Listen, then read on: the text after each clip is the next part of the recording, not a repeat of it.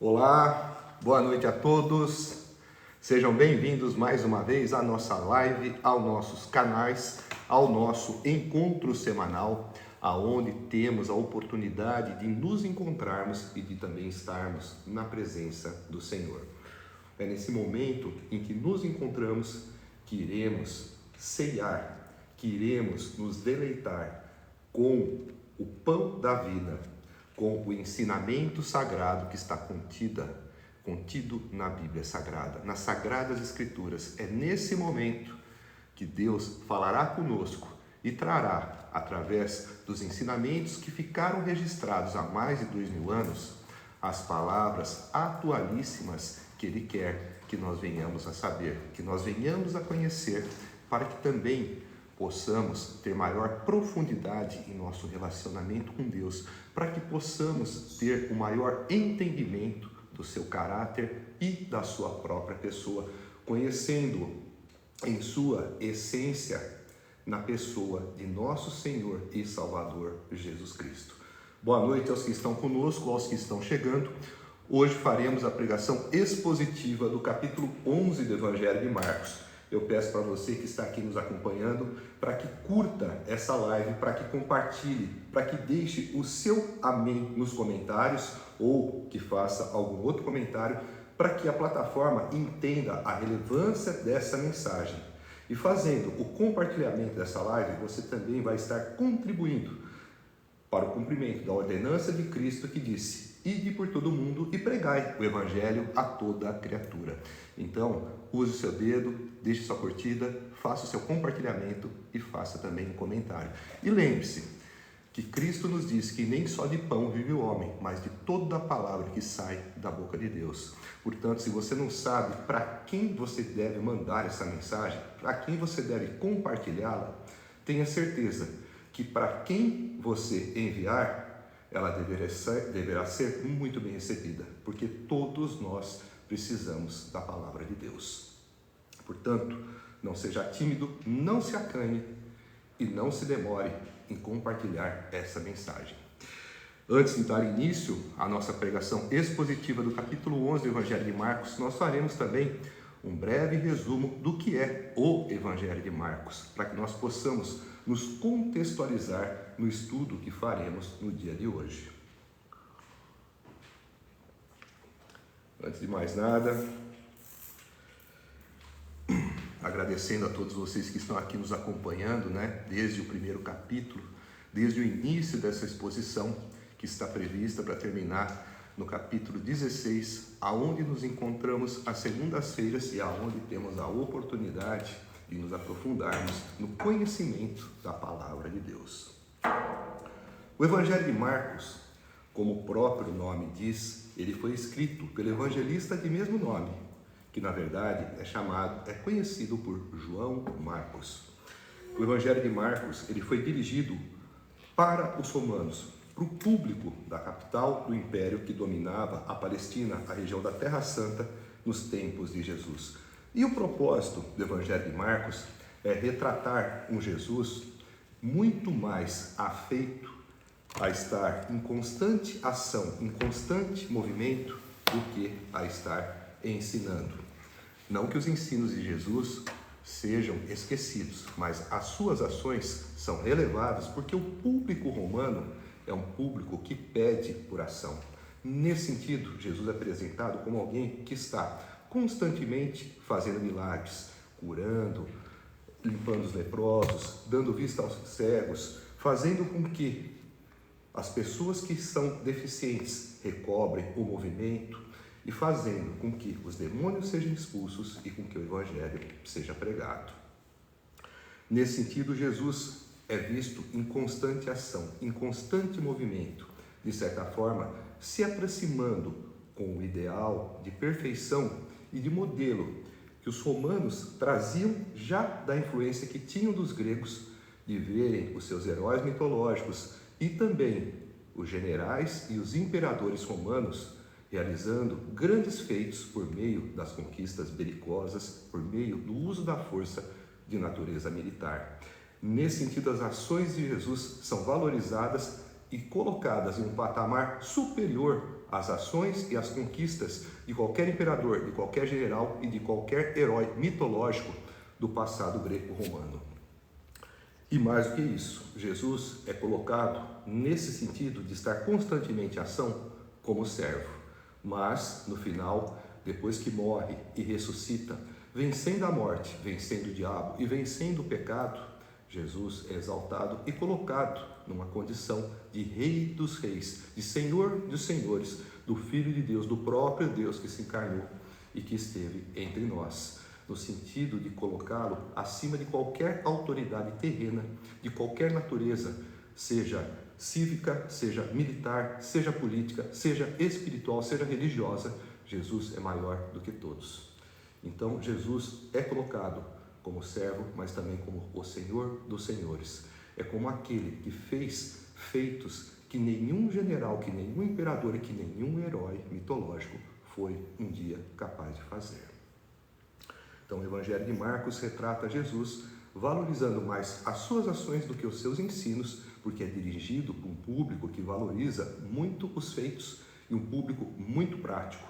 Os gregos, por exemplo, eram muito mais ligados ao conhecimento filosófico. Já os judeus, para o qual o Evangelho de Mateus foi dirigido, era um público que se apegava muito às próprias tradições e que gostava de conhecer, por exemplo, a própria genealogia. Fato que não é relatado no Evangelho de Marcos. Mas há uma série de particularidades que nós vamos conhecendo na medida em que nós vamos expondo esse bendito livro, esse livro sagrado, capítulo a capítulo. Agora nós vamos dar início, então, à pregação expositiva do capítulo 11 do Evangelho de Marcos. Antes nós faremos uma oração, uma prece, onde nós iremos pedir a Deus para que Ele nos dê a iluminação necessária para que tenhamos o entendimento de cada palavra que está contida em cada passagem que iremos ler, para que nos dê a inspiração necessária por meio do seu Espírito Santo, para que possamos ter a compreensão dessas palavras e dessas passagens e que por meio dela possamos transmitir de uma forma lúcida e coerente os ensinamentos espirituais profundos que Deus deixou gravada nessas páginas, para que nós possamos crescer espiritualmente, para que possamos estabelecer um senso de comunhão e de unidade com Deus e para que possamos nos aprofundar no conhecimento do caráter e da própria pessoa de nosso Senhor e Salvador, Jesus Cristo. É o que eu peço a Deus, em nome de Jesus. Amém. A primeira passagem, a primeira perícope que nós encontramos no capítulo 11, ela tem como título o seguinte: a entrada triunfal. Essa passagem nós também encontramos em paralelo nos evangelhos de Mateus, de Lucas e de João. Quando se aproximaram de Jerusalém e chegaram a Betfagé e Betânia, perto do Monte das Oliveiras, Jesus enviou 2 de seus discípulos, dizendo-lhes: vão ao povoado que está diante de vocês. Logo que entrarem, encontrarão um jumentinho amarrado, no qual ninguém jamais montou. Desamarrem-no e tragam aqui. Se alguém lhes perguntar por que vocês estão fazendo isso, digam-lhe: o Senhor precisa dele e logo o devolverá. Eles foram e encontraram um jumentinho na rua, amarrado a um portão. Enquanto o desamarravam, alguns dos que ali estavam lhes perguntaram: o que vocês estão fazendo? Desamarrando esse jumentinho, os discípulos responderam como Jesus lhes tinha dito, e eles os deixaram ir. Trouxeram o jumentinho a Jesus, puseram sobre ele os seus mantos e Jesus montou. Muitos estenderam os seus mantos pelo caminho, outros espalharam ramos que haviam cortado nos campos. Os que iam adiante dele e os que o seguiam gritavam: Hosana! Bendito é o que vem em nome do Senhor. Bendito é o reino vindouro de nosso pai Davi. Hosana nas alturas. Jesus entrou em Jerusalém e dirigiu-se ao templo. Observou tudo à sua volta e, como já era tarde, foi para Betânia com os 12. Bom, essa passagem é importante que nós façamos alguns comentários para que possamos, assim, contextualizar o momento em que ela ocorreu. A entrada triunfal se deu no que é comemorado hoje como um Domingo de Ramos. Jesus, ele chegou em Jerusalém já na semana que antecedia, ou que na semana em que ocorreria a sua morte, e essa entrada se dá num domingo. Lembramos que Jesus ele é crucificado numa sexta e ressuscita no domingo. Então, Jesus, ele se aproximava de Jerusalém e estavam próximos de Betfagé e de Betânia, que também era perto do Monte das Oliveiras. Essa região fica na periferia de Jerusalém, tá? A cidade de Betânia é a cidade de Lázaro, de Maria e de Marta. 3 irmãos. Lázaro é aquele a quem Jesus havia ressuscitado. E no Evangelho de João, nessa mesma passagem, nós sabemos que Jesus estava hospedado em Betânia, que ficava perto de Jerusalém, na casa dos 3 irmãos. E o que acontecia? Eles vinham dia após dia, até o dia em que Jesus acabou por ser crucificado. Então, nesse domingo, que eles estavam ali, Jesus envia 2 dos seus discípulos para irem até o povoado que estava adiante deles e pede para que eles encontrem um jumentinho que estava amarrado próximo a uma árvore. E nós vemos aqui que os discípulos, eles de fato encontram o jumento como Jesus havia predito. Eles trazem o jumento a Jesus, eles são questionados e eles dizem aquilo que Jesus havia orientado que dissessem caso alguém perguntasse algo. E nós vemos aqui que este animal nunca havia sido montado. Era um animal considerado indócil. Era um animal que nunca foi submetido à montaria. Era um animal que nunca foi adestrado. E este animal, que em outras circunstâncias não seria adequado para o uso, foi trazido pelos discípulos até Jesus. Aqui nós podemos parar e perguntar: como é que Jesus sabia que havia um jumentinho?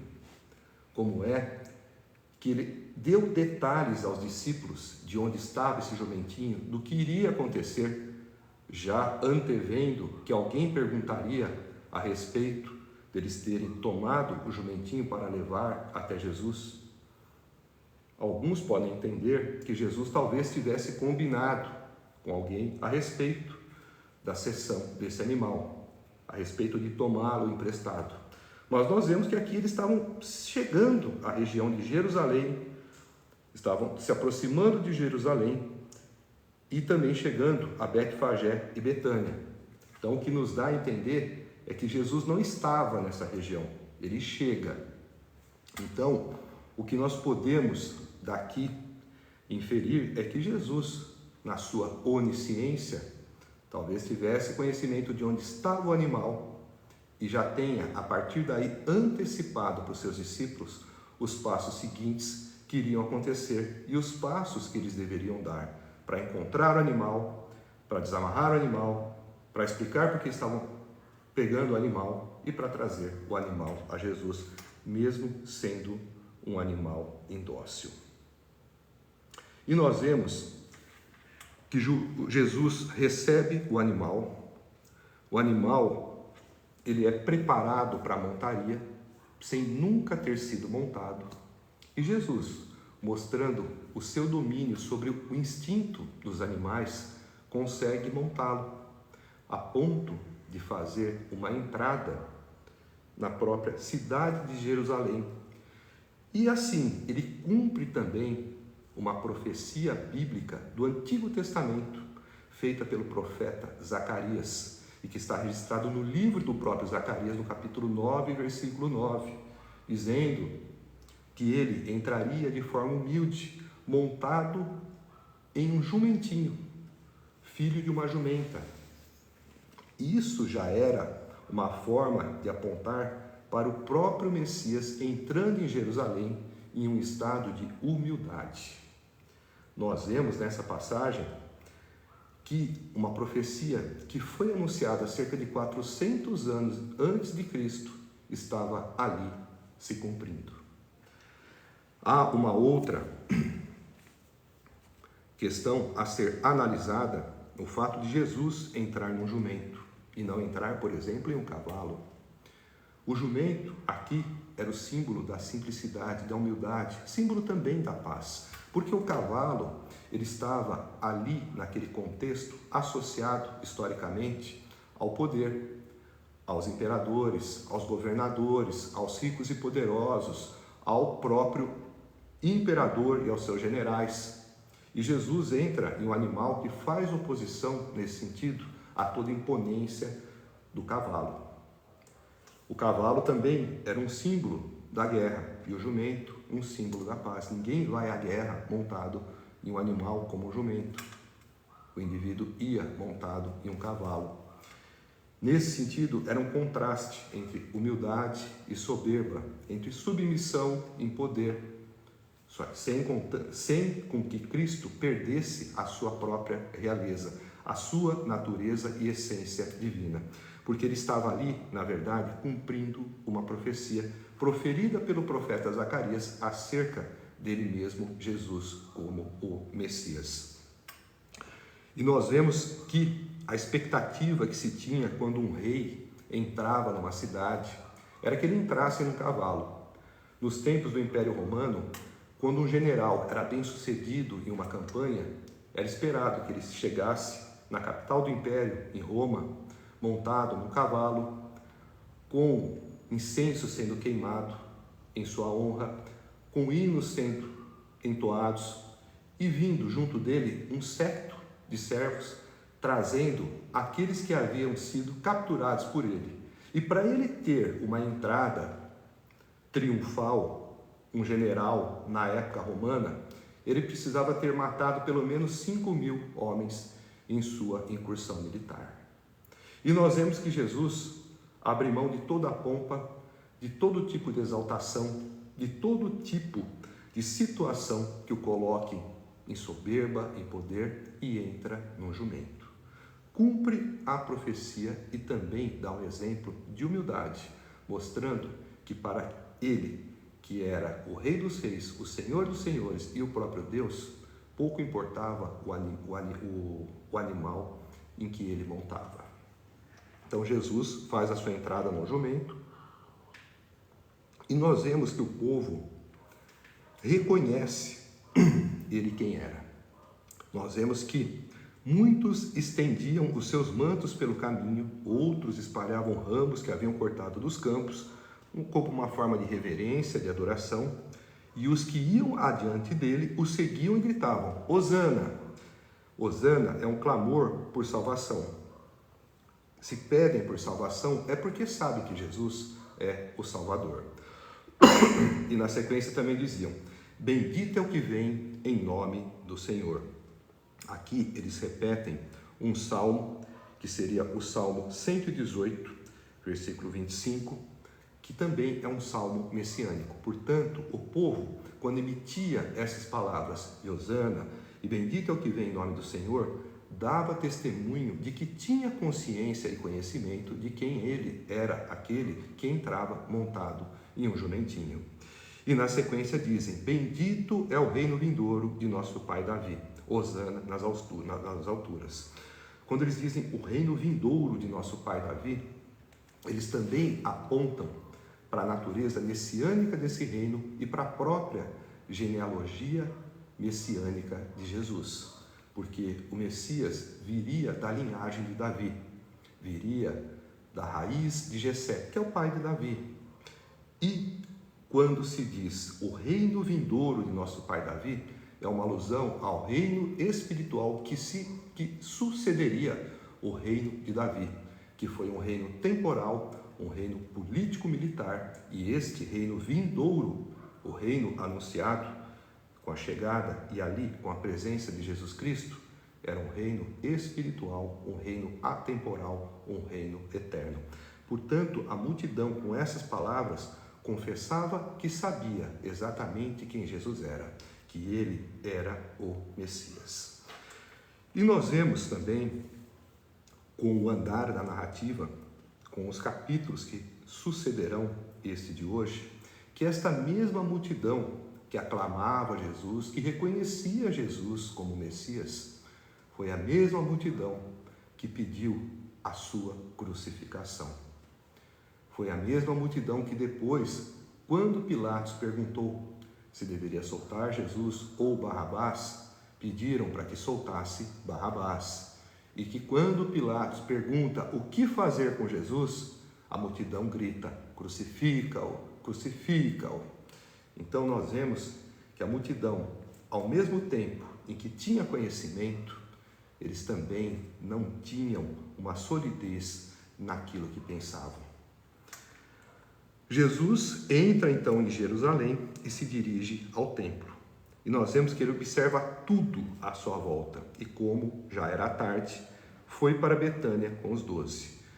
Como era um domingo e já estava provavelmente com o sol se pondo, com o dia terminando, Jesus, antes de fazer aquilo que ele estava prevendo fazer e que nós vamos ver na passagem seguinte, ele opta por fazer no dia que está por vir. Já era tarde no entendimento dele para tudo que ele vai fazer, que nós vamos ver. Mas nós percebemos que Jesus, quando ele vai ao templo, ele observa tudo. E se Jesus, naquela época, observava tudo, Jesus hoje permanece vivo e Jesus também observa tudo. Jesus nota tudo aquilo que nós fazemos. Assim como observava naquele templo a tudo que lá havia e a todas as coisas erradas que lá estavam. Pense nisso. Pense que você é um templo e pense exatamente que Jesus observa tudo e que observa também a este templo. Será que este templo está realmente preparado para ser morada do Espírito Santo? Será que você tem deixado o seu interior asseado? Será que esse templo não é um templo só de aparência exterior, de espiritualidade, de santidade? Será que esse templo guarda realmente uma morada para Cristo em seu interior? Jesus observa tudo e observa a cada um de nós. Devemos refletir justamente nisso. Já que estamos falando em templo, a perícope seguinte tem o seguinte título: Jesus purifica o templo. Ela também é encontrada nos evangelhos de Mateus e de Lucas. No dia seguinte, quando estavam saindo de Betânia, Jesus teve fome. Vendo à distância uma figueira com folhas, foi ver se encontraria nela algum fruto. Aproximando-se dela, nada encontrou, a não ser folhas, porque não era tempo de figos. Então lhe disse: nunca mais coma de seu fruto. Ninguém mais coma de seu fruto, ninguém mais coma de seu fruto. E os seus discípulos ouviram-no dizer isso. Chegando a Jerusalém, Jesus entrou no templo e ali começou a expulsar os que estavam comprando e vendendo. Derrubou as mesas dos cambistas e as cadeiras dos que vendiam pombas e não permitia que ninguém carregasse mercadorias pelo templo. E os ensinava, dizendo: não está escrito: a minha casa será chamada casa de oração para todos os povos? Mas vocês fizeram dela um covil de ladrões. O chefe dos sacerdotes e os mestres da lei ouviram essas palavras e começaram a procurar uma forma de matá-lo, pois o temiam, visto que toda a multidão estava maravilhada com o seu ensino. Ao cair da tarde, eles saíram da cidade. Bom, o que nós encontramos aqui nessa passagem que merece uma análise mais apurada? Nós vemos aqui que Jesus, depois que faz a sua entrada triunfal em Jerusalém, estando já tarde, ele retorna para Betânia. No dia seguinte, ele retorna de Betânia para Jerusalém. E no caminho, entre uma cidade e outra, Jesus vê à distância uma figueira. Mas era uma figueira que diferia das demais, porque essa figueira, ela tinha folhas. Não era tempo de figos. E é importante que saibamos, para que possamos compreender essa passagem, que as folhas, elas antecedem, o figo vem antes das folhas. Os frutos vêm antes das folhas. Quando uma figueira tinha folhas, já se sabia ou já se esperava que ela tivesse frutos. Então, o que nós vemos é que não era época de figos. Então, não era esperado que as figueiras tivessem folhas. Mas essa figueira em particular, ela tinha folhas. Então, era esperado que ela tivesse frutos. Nesse sentido, Jesus vê essa figueira que tinha, pelo fato de ter folhas, uma aparência fértil, uma aparência de ser frutífera, e se dirige com fome até ela na expectativa de encontrar frutos. Quando ele chega até essa figueira, ele não encontra nada, apenas folhas. Era esperado que tivesse frutos, porque já tinha folhas. E aí então, Jesus se indigna com essa figueira e diz: ninguém mais coma de seu fruto. E os discípulos ouviram-no dizer isso. O que essa passagem quer realmente nos transmitir? Será que é somente um conhecimento de botânica? Será que tem também um conhecimento espiritual que está camuflado, que está metaforizado nessa passagem? É claro que sim. Nós podemos entender que a figueira é uma árvore símbolo da nação de Israel.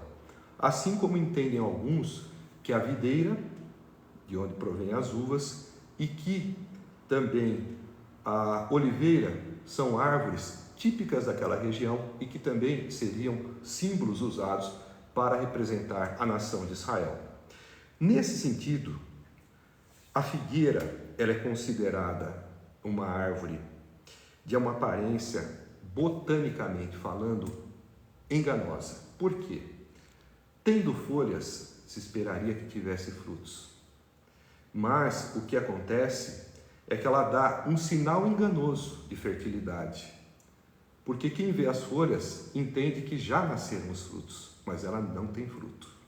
E quando nós colocamos essa árvore como um símbolo da nação de Israel, nós passamos a entender o significado espiritual dessa passagem, percebendo que a nação de Israel era como uma árvore que parecia frutífera, que parecia fértil, que tinha uma aparência exterior, como a figueira cheia de folhas, de quem tinha muitos frutos.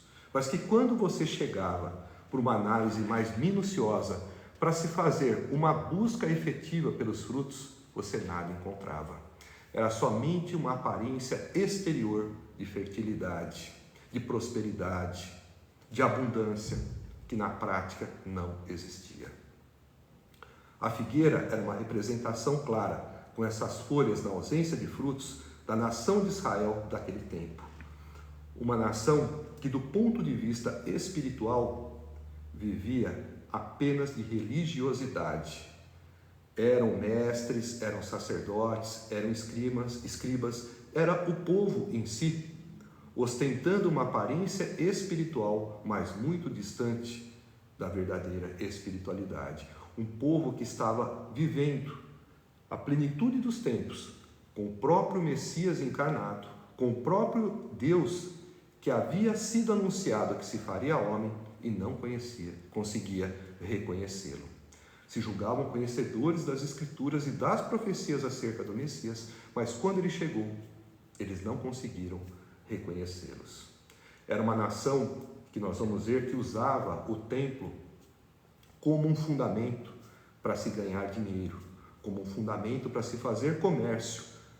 E assim acabavam por desviar o verdadeiro legado do templo de ser uma casa de Deus e uma casa de oração para todos os povos.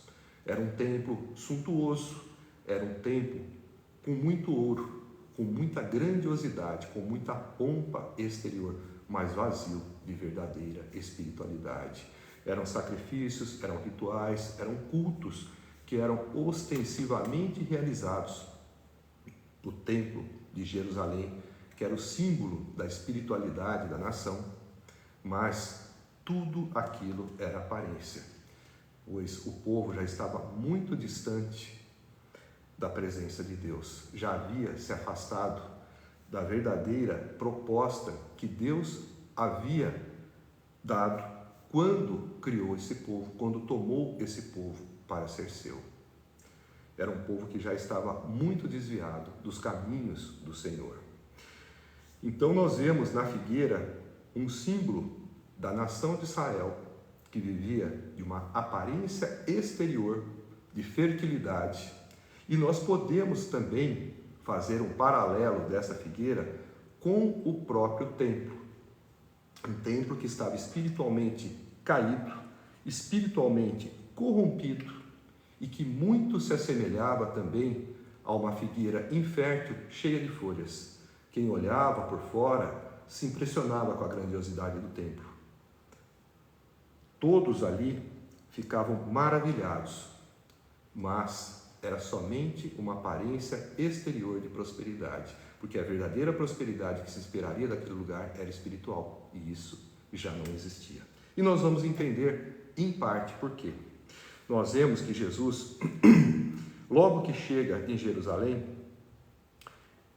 ele acaba por expulsar os que estavam comprando e vendendo no templo. Ele derruba as mesas dos cambistas e as cadeiras dos que vendiam pomba e não permitia que ninguém carregasse mercadorias pelo templo. Nós vemos que Jesus ali tem uma atitude hostil contra os que estavam naquele lugar. E nós vamos entender por quê. Na sequência, depois de fazer aquilo que no Evangelho de João também é descrito como um azorrague de cordéis, Jesus ainda diz: não está escrito, a minha casa será chamada casa de oração para todos os povos, mas vocês fizeram dela um covil de ladrões. Quando Jesus profere essas palavras, a primeira passagem que diz, a minha casa será chamada casa de oração para todos os povos, ele faz, na verdade, uma evocação de uma passagem que está no livro do profeta Isaías, no capítulo 56, versículo 7, que na época o profeta havia transmitido essas palavras ao povo como uma forma de repreensão aos sacerdotes que viviam no templo erigido por Salomão por volta do anos 750 a.C. Naquela época, o templo também já estava corrompido em suas funções e em seus desígnios na acepção espiritual. E na sequência Jesus diz também, mas vocês fizeram dela, da casa de oração do próprio templo, um covil de ladrões, que é também uma alusão a uma citação do profeta Jeremias, que está registrado no livro de Jeremias, capítulo 7, versículo 11, que foi proferida também para os que oficiavam no templo, logo depois, um pouco antes da destruição do templo, no ano de 586 a.C., por Nabucodonosor, quando o reino de Judá foi feito cativo pelos babilônios. E essa destruição também veio como forma de juízo contra o povo daquela época, que estava em apostasia, que estava afastado de Deus, que estava longe das práticas que Deus havia estabelecido para o relacionamento do seu povo e também por conta da idolatria. Então Jesus evoca essas palavras que já foram proferidas no passado pelos profetas Isaías e Jeremias e que trouxeram naquela época juízo, anúncio de juízo contra o templo de Salomão. Este templo em que Jesus está é um templo que foi edificado por Herodes. E era um templo suntuoso, um templo muito grande, o templo que hoje aonde ainda pode-se encontrar as suas ruínas na cidade de Jerusalém. E o que acontece? Por que Jesus profere essas palavras? Por que ele repreende e que expulsa os que estavam comprando e vendendo, que derruba a mesa dos cambistas e as cadeiras dos que vendiam pomba? O que acontecia era o seguinte: o templo de Jerusalém, que tinha como função ser uma casa de oração para todos os povos, ser um local que simbolizava a presença de Deus, estava corrompido. O que acontecia? O povo de Deus, eles deveriam ir pelo menos uma vez por ano a Jerusalém, em uma das 3 principais festas do calendário judaico: Páscoa, Pentecostes ou a festa dos tabernáculos. E quando eles iam, eles aproveitavam também para pagar os impostos que eram determinados na lei e também para fazer sacrifícios com animais. Nessas circunstâncias, estava ocorrendo o seguinte: imaginemos que aqui, na ocasião que nós estamos nos preparativos para a festa da Páscoa, as pessoas estavam se dirigindo ao templo, vindas, por exemplo, de todas as regiões da Palestina, vindo da região da Galileia, alguns da Samaria, outros da Pérea e alguns da própria Judéia, onde ficava Jerusalém. A questão é que, quando as pessoas se dirigiam para lá e que pretendiam fazer sacrifícios, alguns traziam os seus próprios animais, que era um animal que deveria ser perfeito, sem nenhum defeito físico observável, e era apresentado ao sacerdote para verificar se esse animal estava em condições para ser oferecido como sacrifício. O que acontecia é que os sacerdotes, muitas vezes, acabavam por reprovar o animal, por literalmente inventar algum defeito para forçar aquela pessoa a comprar um animal desses que estavam vendendo, pombas, por exemplo, e outros animais também na parte do templo. Então o que acontecia? Havia ali uma máfia estabelecida, um comércio. Havia também aqueles que chegavam e que não haviam levado nenhum animal.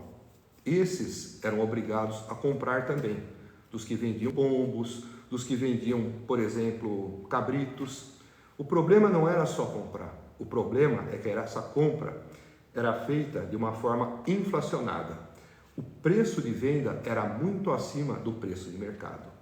O sacerdote tinha o hábito de reprovar os animais apresentados para forçar as pessoas a comprarem daqueles que vendiam, com os quais os sacerdotes provavelmente deviam ter algum tipo de conchavo, algum tipo de complô. E as pessoas eram obrigadas a comprar e a pagar muito mais do que deviam. Outra situação é que as pessoas vindo de longe de Jerusalém, elas traziam normalmente uma moeda estrangeira, uma moeda própria da província de onde procediam. E era necessário que houvesse cambistas também no templo, para trocar a moeda estrangeira por uma moeda local. É como quando nós vamos viajar para fora e temos que trocar real por dólar, por exemplo, quando se vai para os Estados Unidos, ou euro quando vai para a Europa. O fato é que os cambistas que estavam ali, eles também faziam uma atividade que era abusiva. Eles também empreendiam lucros exagerados, cobrando um valor cambial muito acima daquilo que era o valor de mercado. E Jesus se indignou com todas essas atitudes. Por quê? O que nós vemos é que o templo, que tinha como propósito ser a casa de Deus e uma casa de oração para todos os povos, ela estava literalmente sendo transformada em um covil de ladrões. O covil é um lugar onde os bandidos, depois de praticarem um crime, vão se esconder. E eles estavam usando o templo, a própria religião, como escudo, como cortina para poderem se ocultar. Os próprios sacerdotes eram coniventes e eram cúmplices dos vendedores, dos cambistas, que inflacionavam os seus preços. Muitas vezes, os próprios sacerdotes, reprovando os animais, eles faziam com que um comércio desnecessário fosse aquecido e praticado nas dependências do templo. Na verdade, o sacerdote não estava preocupado mais em fazer sacrifícios, em cumprir rituais, em fazer a liturgia própria do cerimonial estabelecido pela lei. Não. Ele se valia de todos esses momentos, de todas essas circunstâncias, como oportunidades para fazer o dinheiro ser movimentado, para fazer com que ocorresse lucro e com que ele pudesse também ser partícipe dessa atividade lucrativa. E Jesus, percebendo que as atividades do templo estavam completamente desvirtuadas, despropositadas do seu sentido original, é aí que ele faz isso que João chama de azorrague de cordéis, ou seja, que ele expulsa os vendilhões, os vendedores, os que estavam comprando, Os campistas também têm as suas mesas derrubadas como uma atitude de indignação e de reprovação a respeito dessa atividade comercial que ocorria nas dependências do templo e que tinha até uma supremacia sobre a atividade religiosa e espiritual que era ali praticada. Nós vemos na sequência que os chefes do sacerdote e os mestres da lei ouviram essas palavras, as palavras de condenação de Jesus, que dizia: a minha casa será chamada casa de oração para todos os povos, mas vocês fizeram dela covil de ladrões. Quando Jesus também diz: a minha casa será chamada casa de oração, ele, de certa forma, faz uma autodeclaração, se colocando como filho de Deus e como o próprio Deus. Essa autodeclaração de Jesus, junto com outras autodeclarações que ele já havia feito ao longo do seu ministério, vai criando um cenário favorável para a sua crucificação, para que ele seja acusado de blasfêmia, para que ele seja condenado e para que ele seja crucificado e morto, cumprindo aquilo que também estava predito nas profecias do Antigo Testamento acerca do destino do Messias. Então os chefes dos sacerdotes, os mestres da lei, ouviram essas palavras e começaram a procurar uma forma de matá-lo, pois o temiam, visto que toda a multidão estava maravilhada com o seu ensino. Ao cair da tarde, eles, no caso os discípulos, saíram da cidade.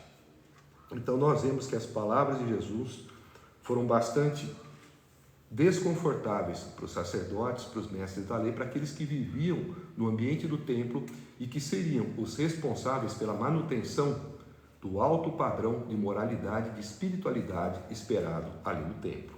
Eles estavam sendo confrontados e ao mesmo tempo se incomodavam porque viam que a multidão reconhecia uma autoridade nos ensinos de Jesus, uma autoridade que era resultado da própria sabedoria de Jesus na interpretação dos escritos, na interpretação da lei, na interpretação da própria Escritura. Afinal de contas, Jesus, sendo o Filho de Deus e o próprio Deus, conhecia melhor do que ninguém a lei que ele mesmo deu a Moisés. Então, isso dava a ele uma autoridade e incomodavam os sacerdotes, os mestres da lei, porque eles percebiam que a multidão reconhecia Jesus. E esse reconhecimento fazia com que eles ficassem incomodados, porque a autoridade que Jesus tinha quando ensinava também dava a ele autoridade para criticar o que os mestres e os sacerdotes faziam. Essa condenação que Jesus faz ali com os que compravam, vendiam, com os cambistas, foi uma afronta direta aos sacerdotes que se beneficiavam de toda essa máfia comercial que havia se estabelecido no templo. Eles não queriam que Jesus fizesse isso, porque eles não queriam mudar uma situação que era financeiramente muito valiosa e muito vantajosa para eles. Na sequência, nós vamos para a próxima passagem, que tem o seguinte título: A Figueira Seca.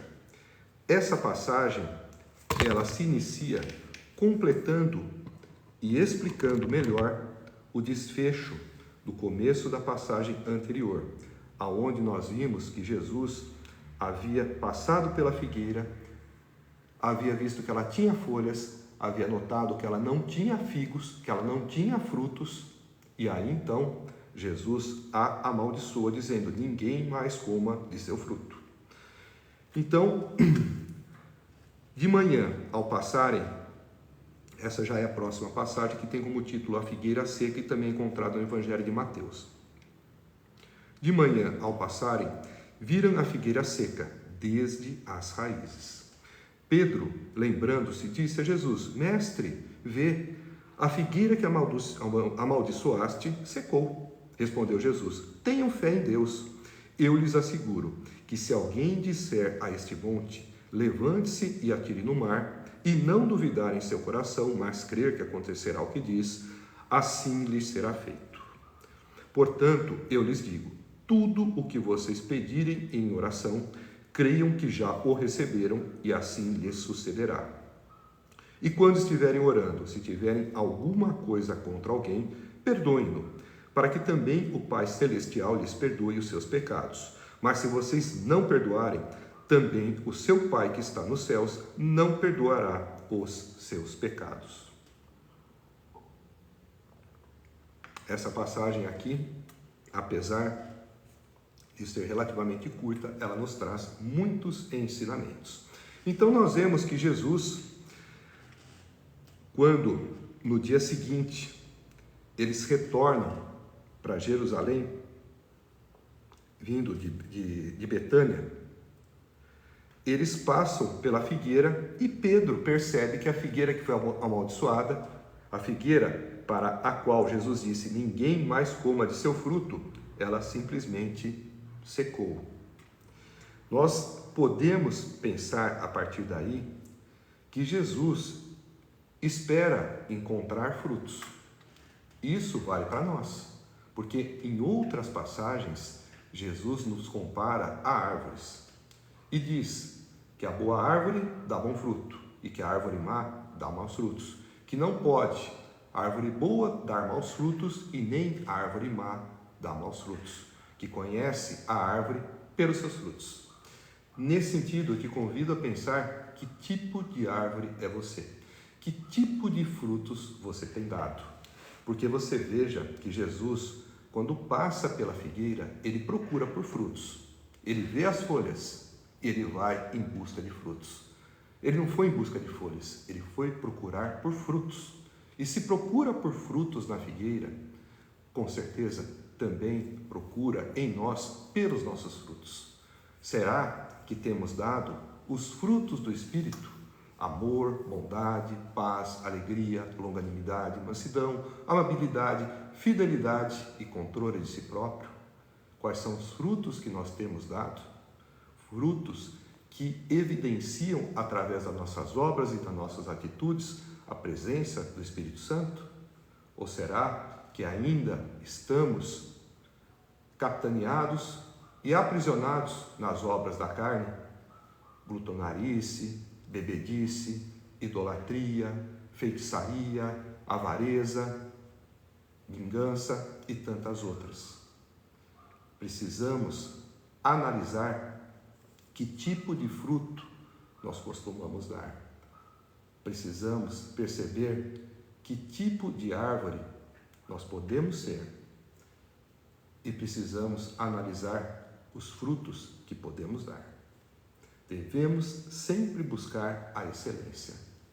Devemos sempre nos espelhar na pessoa de Jesus. Jesus é a perfeição e Jesus só deu bons frutos. Portanto, nós sabemos que seremos conhecidos pelos frutos que iremos dar.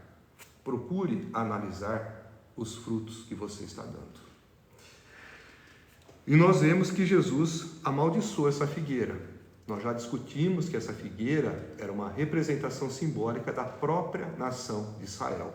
Mas fazendo uma aplicação para o próprio indivíduo, nós podemos ver que Jesus não aprecia e não aprova uma árvore que não dá frutos.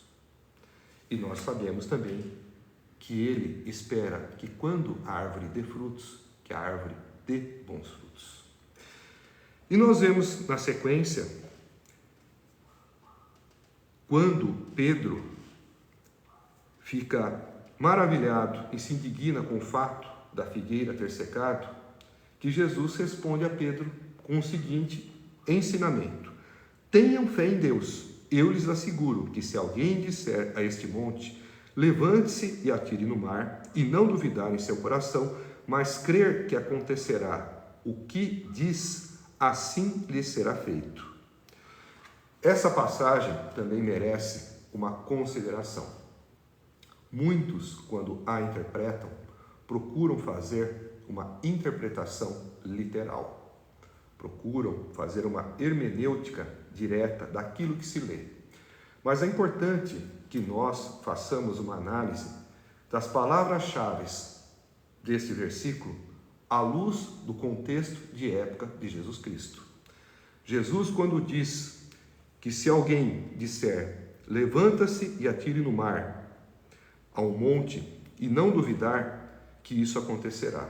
Mas é importante nós lembrarmos que um monte, uma montanha, dentro da cosmovisão judaica dos tempos de Jesus, era um símbolo de um grande problema.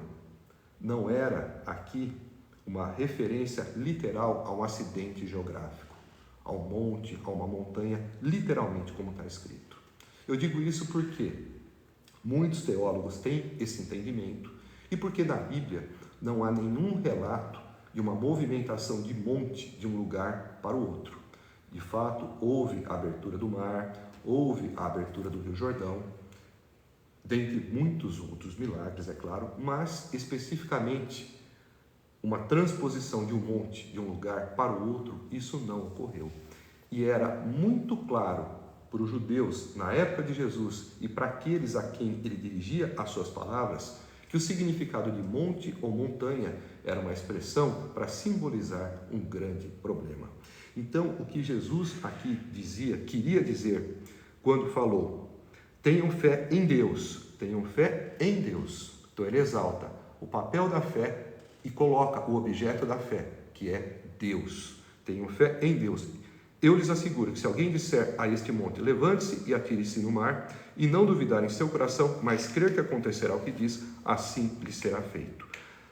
A essência dessa passagem é transmitir o conceito de que o indivíduo deve ter fé em Deus, acreditando que Deus tem poder suficiente para tudo, que seu poder é infinito a ponto de mover um monte, no caso de resolver um grande problema, de resolver qualquer problema. Nós não podemos, como eu disse, tomar essa passagem como uma interpretação literal, pois iremos nos equivocar, inclusive com o fato de não encontrarmos nenhum precedente na Bíblia que mostre uma transposição de monte ou de montanha. Portanto, a interpretação correta dessa passagem, ela é feita quando se considera que Jesus usa o termo monte ou montanha para se referir a problemas e exalta a necessidade de se ter fé em Deus, crendo que Deus tem poder suficiente para resolver qualquer problema.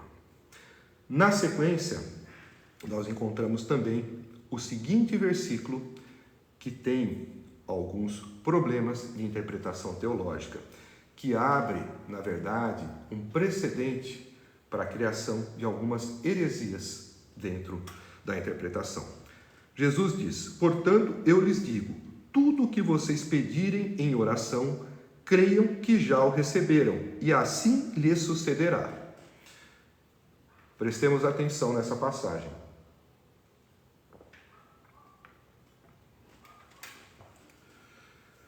Existe uma linha de pensamento teológico chamada de teologia de construção positiva, que ela estabelece a sua doutrina em cima, principalmente deste versículo, para poder dizer que se você pedir algo em oração, crendo, você já recebeu. Crendo que já recebeu, isso vai acontecer. Isso é uma forma de você pensar no sentido de obrigar a Deus em lhe atender. Eles dizem, dentro da teologia de construção positiva, que se você ora e ora com fé, tendo a certeza que o que você pede você já recebeu, assim vai acontecer. Mas nós sabemos que na prática não é assim, e eu já vou exemplificar. O que eles colocam é que quando você ora pedindo com fé, Deus é obrigado a fazer. E nós vemos que não acontece isso.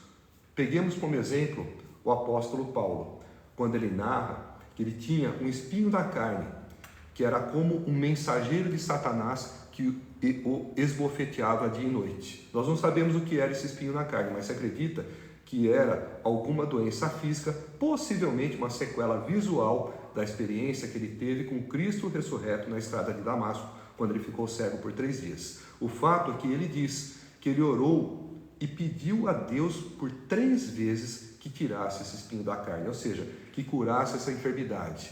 E ninguém duvida da fé de Paulo. E Deus não o curou, mas disse: a minha graça te basta. Então, nós não podemos atribuir a essa passagem uma condição que obriga a Deus a fazer aquilo que nós pedimos em oração, se pedirmos com fé. Porque esta passagem do apóstolo Paulo mostra que esse pensamento não é verdadeiro. E Paulo tinha fé? Paulo tinha fé. Paulo ressuscitou Eutico na cidade de Troade. Paulo fez dezenas de curas.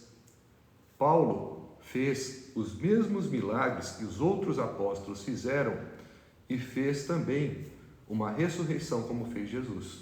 Então, nós não podemos de forma alguma dizer que Paulo não tinha fé. Mas Paulo não foi atendido quando pediu por 3 vezes a Deus para que tirasse o espinho na carne. Então, Paulo orou, Paulo pediu com fé, e Paulo, com certeza, por ter fé, tinha certeza que seria atendido, mas não foi. Então, a teologia de construção positiva, onde coloca que se pedir com fé você vai receber obrigatoriamente, isso não é verdade, tá? Então é importante nós sabermos, porque há muitos teleevangelistas que muitas vezes colocam essa condição como sendo uma condição uma condição inexorável que faz com que Deus tenha que te atender. Nós sabemos que a soberania de Deus não depende da nossa vontade. Deus não está submisso a nós, Ele não está restrito aos nossos planos, mas ao contrário, é nós que estamos submetidos à sua soberania e que estamos submissos aos seus planos. E na sequência, Jesus ainda diz: quando estiverem orando, se tiverem alguma coisa contra alguém, perdoem-no, para que também o Pai Celestial lhes perdoe os seus pecados. Mas se vocês não perdoarem, também o seu Pai que está nos céus não perdoará os seus pecados. Essa passagem também nos ensina coisas preciosas a respeito da oração. Porque nos mostra que quando nós estivermos orando, nós devemos primeiro, antes de pedir algo, nós devemos perdoar. Quando nós não perdoamos, Deus também não nos perdoa. A própria oração do Pai Nosso, ensinada por Jesus, nos traz esse conceito. Nas suas últimas partes, na 6ª e 7ª partes, nós encontramos, aliás, na 5ª e 6ª, a seguinte passagem que diz: perdoa-nos das nossas ofensas, assim como nós perdoamos os nossos devedores. Em síntese, perdoa os nossos pecados, assim como nós perdoamos a quem nos tem ofendido. Enfim, a oração nos mostra que nós, quando oramos o Pai Nosso, nós fazemos um pedido condicional para Deus.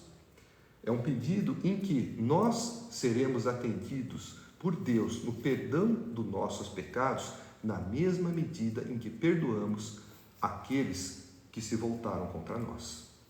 Então, essa é uma passagem importante, porque nos mostra a necessidade de perdoarmos para que Deus nos perdoe. E isso é importante pelo seguinte: se nós não perdoamos, nós não somos perdoados por Deus. Se não somos perdoados por Deus, nós estamos em pecado. E o pecado nos afasta da presença de Deus. Na primeira carta de João, também nós encontramos um versículo que diz que Deus não ouve a pecadores, mas ouve aqueles que o temem e que fazem a sua vontade. Isso, de certa forma, explica por que muitas vezes, quando se ora, e mesmo quando se ora com fé, o indivíduo pode não ser atendido. Um dos motivos é pelo fato dele estar em pecado e dele não estar em pecado por não ter perdoado alguém. Todos nós somos pecadores e todos nós estamos separados da glória divina por conta dos nossos pecados.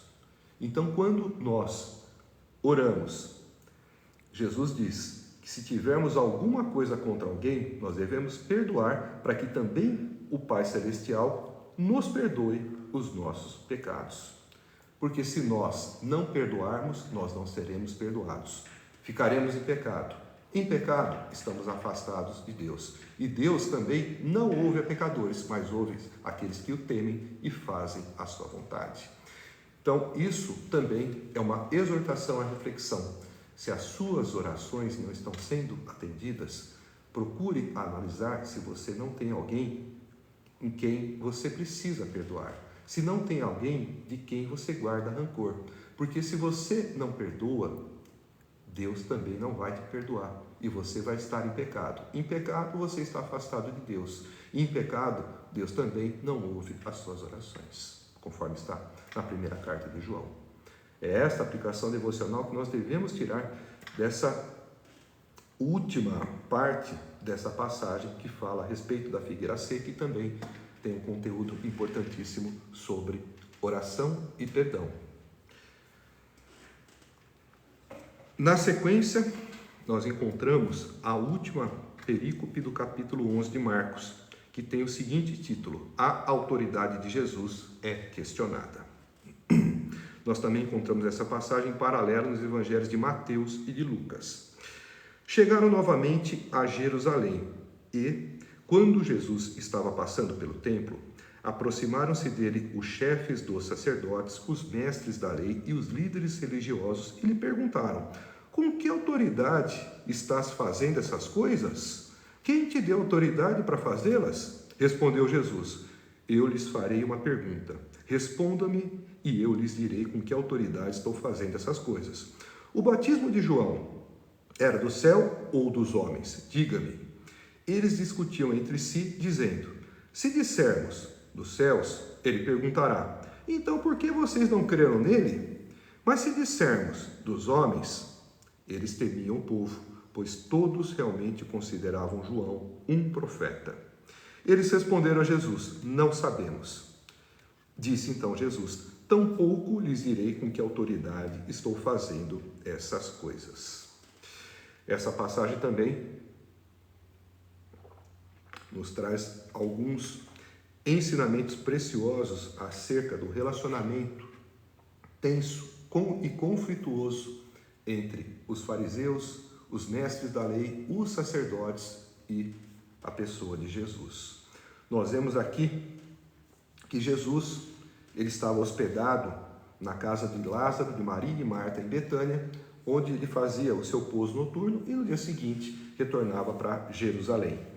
Nessa ocasião, ele havia voltado, ele estava passando pelo templo e vieram os chefes dos sacerdotes, os mestres da lei e os líderes religiosos questioná-lo: com que autoridade estás fazendo essas coisas? Quem te deu autoridade para fazê-las? O que eram essas coisas? Era o fato de ele ensinar no templo, ele ensinava com autoridade, a própria multidão reconhecia, mas o ato de ensinar, eles entendiam que era privativo dos sacerdotes, principalmente quando esse ensino era feito dentro do templo. Então eles não reconheciam em Jesus alguém com autoridade e habilitação para ensinar dentro do templo. Então um dos questionamentos seria por conta dele estar ensinando no templo, diferente do que ocorria nas sinagogas pelo interior ali da Palestina, tá? Onde os rabinos ou autoridades de conhecimento notório, como o próprio Jesus, podiam ser convidados a pregar. No templo, não. Então, ele era questionado por conta de estar ensinando no templo e principalmente pelo que ele havia feito no dia anterior, né, expulsando os vendedores, os que compravam, os cambistas que tiveram suas mesas derrubadas. Então, era este o questionamento que eles faziam, perguntando com que autoridade ele fazia isso? Quem te deu autoridade para ensinar e para expulsar os vendilhões do templo?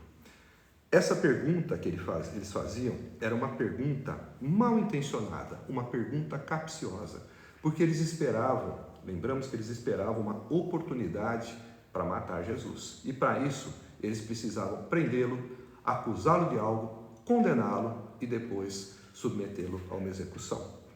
Então eles esperavam com essa pergunta, questionando quem dava autoridade a ele, ou que autoridade ele tinha para fazer essas coisas, ensinar e expulsar as pessoas que vendiam do templo, para que ele dissesse, por exemplo, a autoridade que eu tenho me foi dada por Deus, ou eu sou o filho de Deus e tenho autoridade para isso. Isso criaria uma situação em que eles poderiam acusar Jesus de blasfêmia.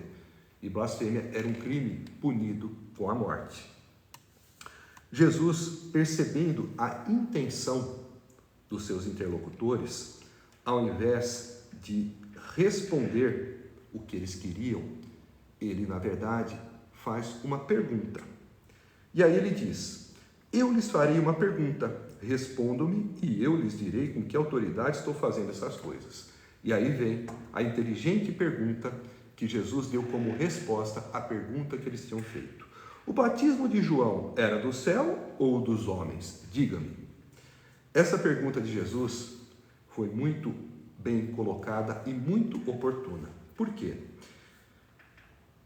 João Batista era reconhecido como profeta pelo povo e muitos dos líderes religiosos judaicos tinham apreço também por João Batista. Nós vemos isso em diversas passagens em que alguns procuravam João Batista e inclusive eram confrontados por ele.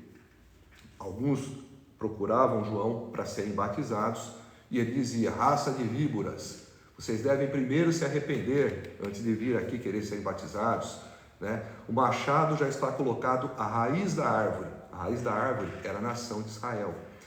Então, ele repreendia os líderes religiosos que o procuravam com o propósito de serem batizados, sendo submetidos ao batismo de arrependimento que era praticado por João. E Jesus, fazendo essa pergunta: o batismo de João era do céu ou era dos homens?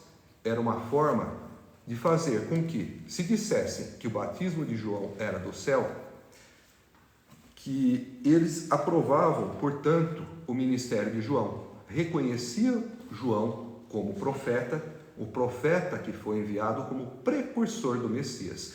Se eles realmente reconhecessem João como sendo aquele que fazia um batismo vindo do céu e não um batismo vindo dos homens, eles tinham que reconhecer que a mensagem trazida por João, que profetizava a respeito de Jesus como Messias, como o Cordeiro de Deus que tira o pecado do mundo, era verdadeira.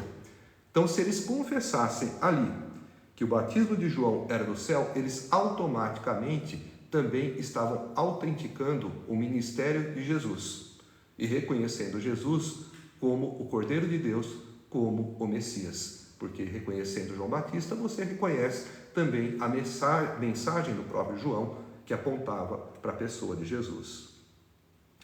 Diante disso, eles percebem essa estratégia de Jesus e recuam. Nós percebemos que eles conversam entre eles dizendo: se dissermos que é do céu, então ele vai dizer: por que vocês não creram nele? Mas se dissermos dos homens, então nós vamos nos colocar em uma condição delicada com a multidão, que cria que João era profeta. Então aí eles se voltam para Jesus em uma postura conservadora e defensiva, dizendo a respeito do batismo de João: nós não sabemos se é do céu ou se é dos homens. E aí então Jesus diz para eles: tampouco lhes direi com que autoridade estou fazendo estas coisas.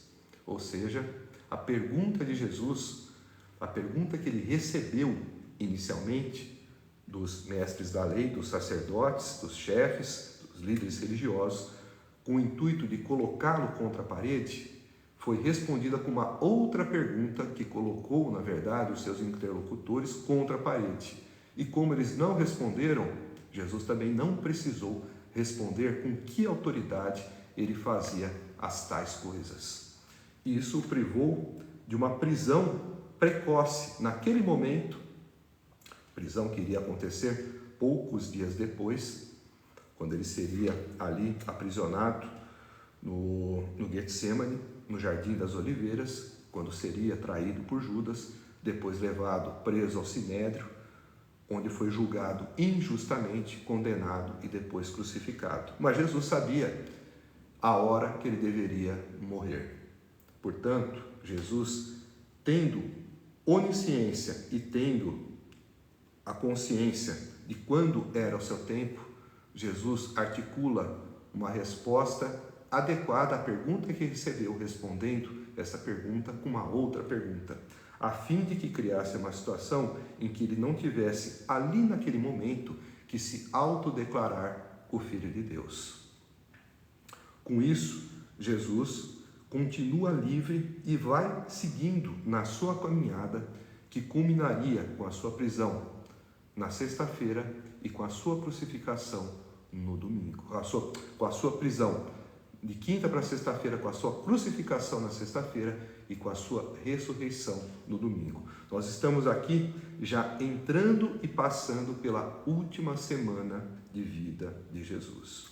E é assim que termina o capítulo 11 do Evangelho de Marcos, que nos traz profundos ensinamentos acerca da forma como nós, cristãos, devemos viver, a forma como as pessoas devem nos olhar e nos reconhecer. Nós não podemos ser como esta figueira que não tinha figos, que tinha uma aparência frondosa, cheia de folhas, que mostrava uma aparência de fertilidade, que parecia ser abundante em frutos e capaz de saciar a fome daqueles todos que a procurassem, mas que na verdade não tinha nada para oferecer além de aparência.